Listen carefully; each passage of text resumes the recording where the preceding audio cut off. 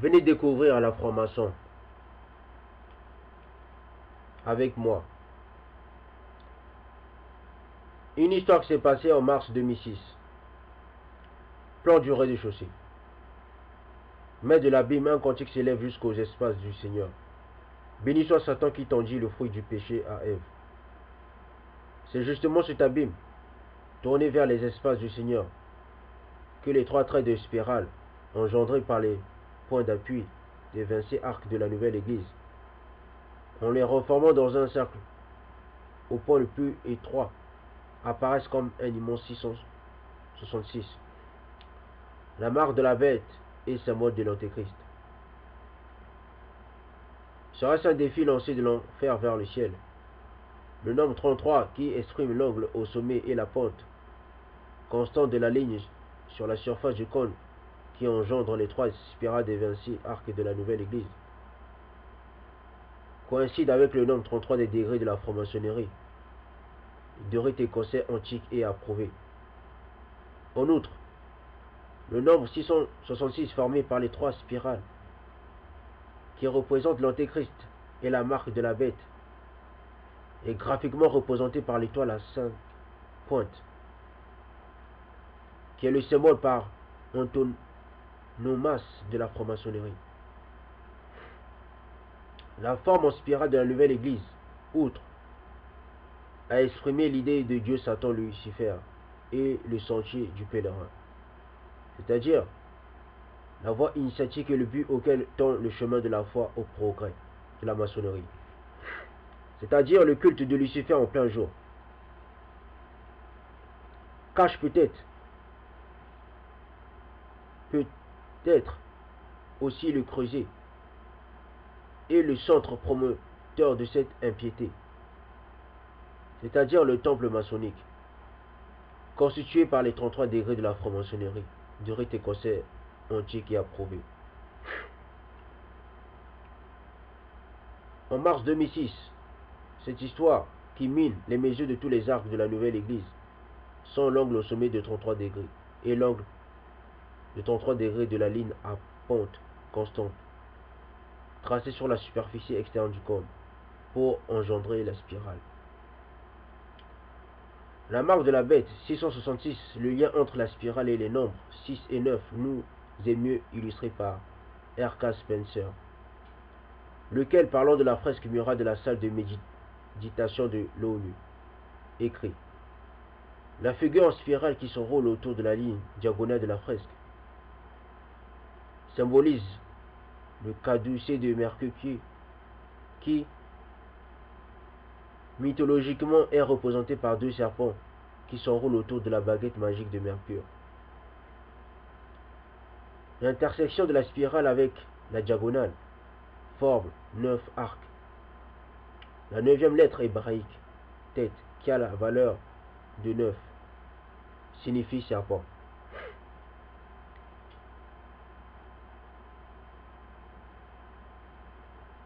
Le chiffre de la bête de la révélation Apocalypse est 666, qui kabbalistiquement est représenté par le nombre 9. Le nombre de la génération 11. Le magistrat Carlo Alberto Agnoli, spécialiste de la maçonnerie, dans un de ses ouvrages a écrit: la pyramide maçonnique qui subordonne tout au sommet a le message plus profond lorsqu'elle est renversée vers le bas, en conformité à l'enseignement contenu dans le mot maçonnique vitrol que l'on présente aux néophytes déjà dans la chambre de réflexion au moment de son entrée dans la maçonnerie, et qui est composé par les initiales de la devise, c'est-à-dire visiter la profondeur de la terre. En rectifiant, tu trouveras la pierre cachée, ce qui veut dire la pierre philosophale de la grande œuvre sectaire. La hiérarchie maçonnique, de même que sa doctrine, ne resplendit pas vers le haut dans la clarté de la lumière solaire, mais elle a précipités dans l'obscurité de l'abîme.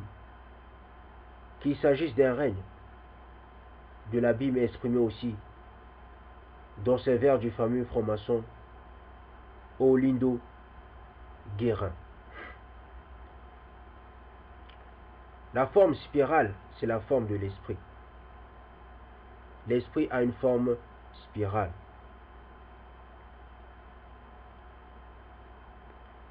Que ce soit même dans la cosmogonie bantou, ça veut dire l'univers, ça veut dire aussi le disque.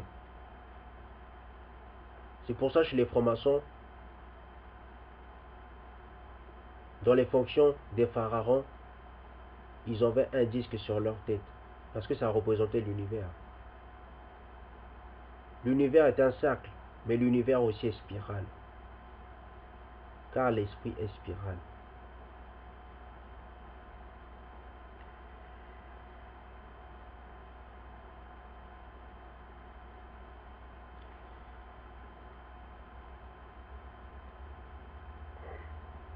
Nous allons encore entrer dans le monde de la franc-maçonnerie. Nous allons poursuivre le chemin de connaître ce qui se cache de soi-disant secrets dans le temple des maçonniques.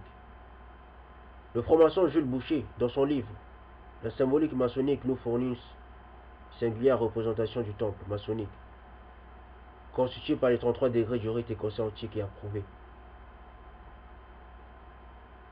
Une étoile à 5 pointes inscrite dans une étoile à 6 pointes, et ils appellent l'ensemble l'hexagramme avec le pentalpha ou hexagramme pentalphique. Voici comment Boucher explique cette symbolique. Ragon pose cette question: que devient l'individu après le trépas? Et il répond: des faits qu'il était, il devient cause à son tour, en tant que son âme, qui n'était qu'une parcelle de l'âme universelle, retourne à cette immense source de vie, la chambre du milieu. C'est pour cela Israël se trouve au centre de la terre, que ce soit même dans le monde des cieux, ou dans le ciel des cieux, le paradis se trouve l'île du paradis, ça se trouve au milieu des autres disques solaires qui se trouvent dans les cieux des cieux. Puisque l'île du paradis c'est un cercle aussi. Même la terre c'est un cercle, l'univers c'est un cercle. L'esprit est spirale.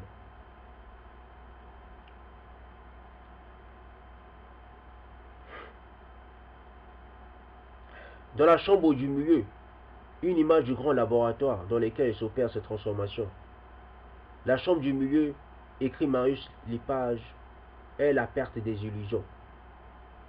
C'est la tonneau hermétiquement fermée dans laquelle s'accomplit la glorieuse transmutation des centres de connaissance du cœur et la communication directe, sans intermédiaire plus ou moins opaque, avec la source de toute vie. Ceux qui savent la connaissance du monde spirituel, ils savent très bien, un être humain ne peut pas se transmuter, ça n'existe nulle part. Même un ange qui se trouve dans le monde des âmes ne peut pas se transmuter. C'est seuls les esprits purs, les esprits qui se trouvent dans les cieux des cieux, qui se trouvent en tant qu'esprit, eux, ils peuvent se transmuter. Les esprits qui se trouvent dans le monde des âmes, dans le monde astral, ils ne peuvent pas se transmuter, ils peuvent que se transformer. Nous, les êtres humains, nous sommes des êtres de décomposition. Même la science l'a déjà approuvé. Il n'y a rien à faire. Et la chambre qui se trouve au centre de la maison maçonnique, la chambre qui se trouve au centre du temple maçonnique, c'est l'illumination intellectuelle devant laquelle tout se rapétisse à sa juste grandeur, s'efface et disparaît. C'est un reflet de la vraie lumière, un écho de la parole perdue. René Guénon précise: on dit que le maître maçon se trouve toujours entre l'équerre et le compas, c'est-à-dire à l'endroit même où s'inscrit l'étoile flamboyante, étoile à 5 pointes, et qui est précisément l'invariable milieu. Donc la loge des maîtres est appelée chambre du milieu. Les francs-maçons recopient le temple de Jérusalem, le temple qui se trouvait en Afrique, au centre de la terre.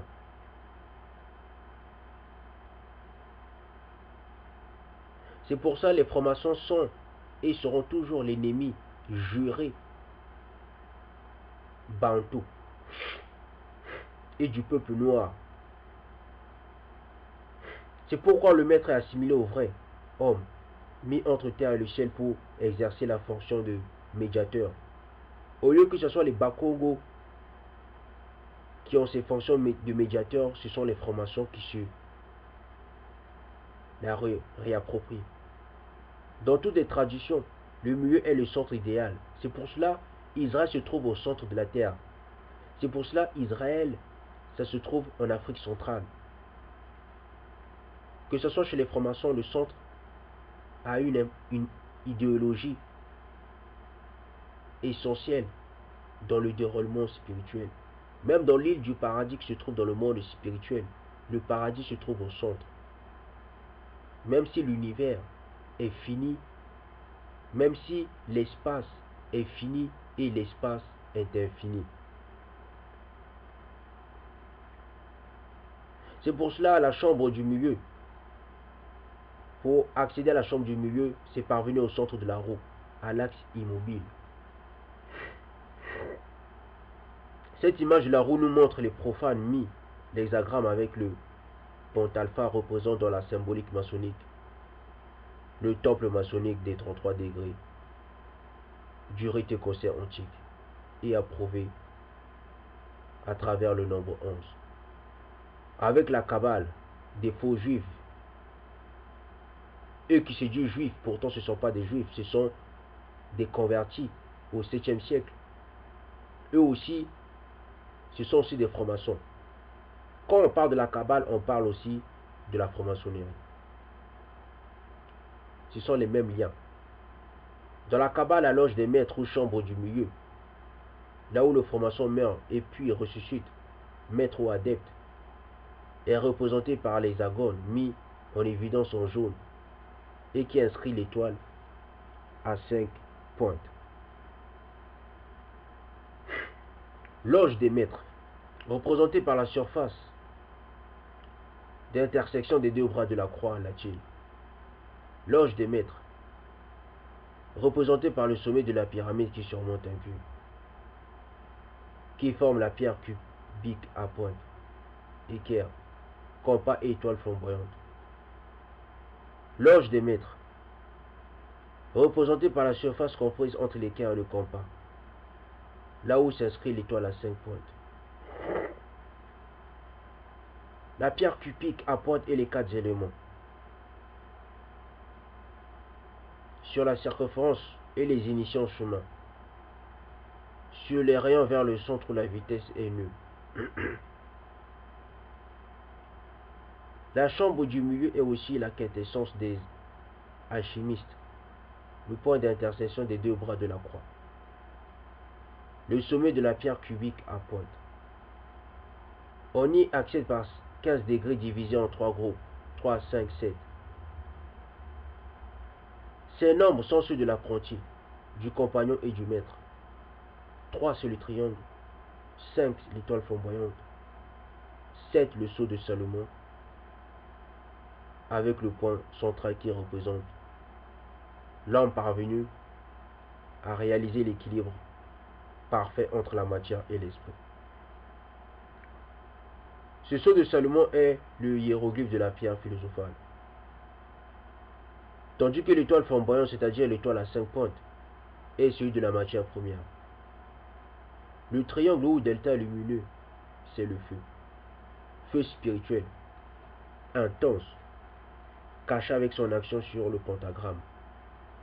Ou l'étoile flamboyante, ou matière première qui conduit à l'hexagramme. Ou sceau de Salomon ou pierre philosophale. Bersigou, en associant le sceau de Salomon et l'étoile flamboyante, forme la figure qui est définie comme l'hexagramme pentalphique. C'est l'union du microscope avec le macroscope. Il est intéressant de remarquer que l'addition des 5 pentagrammes et 6 hexagrammes donne comme total 11. 11 est 10 plus 1, c'est-à-dire les 10 séphirotes plus l'ensof. L'ensof et les 33 degrés de l'écosaïsme peuvent être divisés en 3 séries de 11. La chambre du milieu peut être comparée à l'hexagone renfermé à l'intérieur de l'hexagramme. Dans cette chambre, l'homme, l'initié devient adepte. Les 6 triangles de l'hexagramme ont 18 côtés. Les 5 triangles du pentagramme ont 15 côtés. En additionnant 18 et 15, on retrouve encore le nombre 33. Le 15e degré de la maçonnerie est le premier degré des chapitres. Et le 10e est le degré du rose-croix. Ce degré n'est autre que l'amplification du 33e degré. Ou du 3e degré. C'est 3 multiplié par 6, c'est-à-dire 666. La loge du maître s'appelle chambre du milieu. Il doit avoir 2 locaux pour les initiations. Et il n'y a pas longtemps encore, on divisait le temple en 2 parties par une tenture. La première partie était le Ilkal, la seconde, le Debir. Le Ilkal est la chambre où Hiram meurt. Le Debir, celle où il ressuscite. Hiram ressuscité, tel est le but de l'initiation au grade de maître. L'initié devient adepte. Il est rayonnant de lumière. Hiram ressuscité est le maître. C'est l'homme vrai. L'apprenti, pierre brute, après une phase pendant laquelle il se dégrossit, acquiert des faces uniformes et devient compagnon. Ces faces, en forme de pierre cubique, se poliront et perdront petit à petit leur rugosité. Enfin, le maître, dans la plénitude de ses droits maçonniques et de ses devoirs, individu vraiment, sera dans la loge un élément, une pierre parfaite, indispensable à l'existence de la loge. Cette longue et dense citation de Jules Boucher nous fournit tout ce que nous faut pour analyser et déchiffrer la structure de la nouvelle Église et pour découvrir les significations occultes qui se cachent derrière la symbolique des choix dans la construction. Pour résumer ce qu'affirme Boucher, la représentation du temple de la maçonnerie, du rite écossais antique et approuvé, dans lequel le franc-maçon parcourt son cheminement d'apprenti, compagnon et maître, a les caractéristiques suivantes. Le chiffre 11 qui représente le nombre mystique de la Kabbale hébraïque, de laquelle dépendent tous les secrets et la symbolique de la franc-maçonnerie.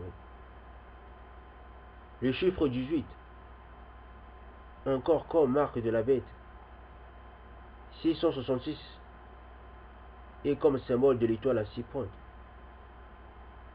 Vu qu'il s'agit d'une église, d'une religion, il faudra faire apparaître un chiffre qui exprime l'œcuménisme maçonnique qui aspire à réunir toutes les religions du globe sous la haute direction de la franc-maçonnerie. Et c'est vrai, toutes les religions sont réunies dans la franc-maçonnerie.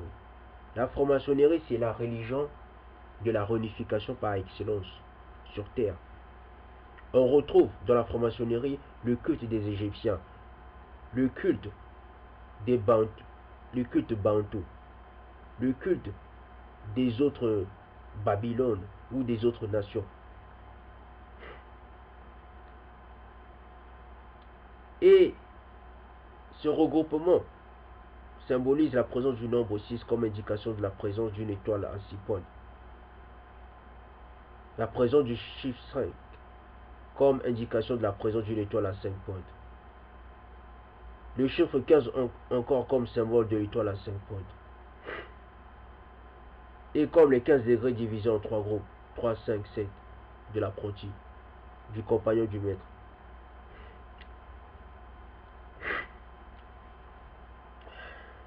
Les conditions géométriques pour leur représentation du temple maçonnique, décrit par Boucher. Le chiffre 33 aussi, comme somme de 15 et 18, lorsque ceci représente les étoiles à 5 et à 6 pointes.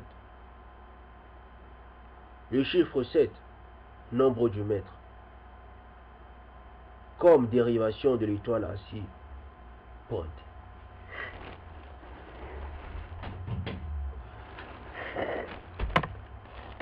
Vous êtes en train de découvrir avec moi la maçonnerie où les francs-maçons utilisent beaucoup le chiffre 6.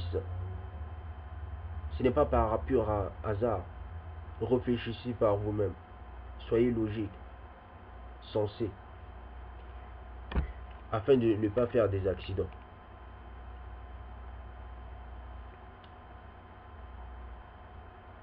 L'étoile à 6 pointes, puis le point central. Ce que pourtant Boucher ne dit pas, mais qui est d'importance capitale pour la signature de la franc-maçonnerie, appose dans son œuvre et ses entreprises.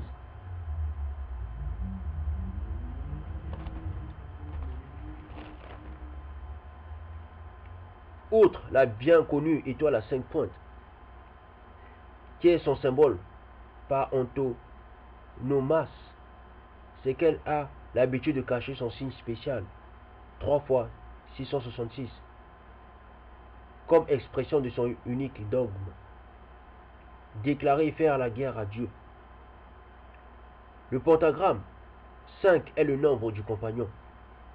C'est le pentagramme aux étoiles à 5 pointes. C'est la matière première pour arriver au sceau de Salomon, au maître et à la pierre philosophale.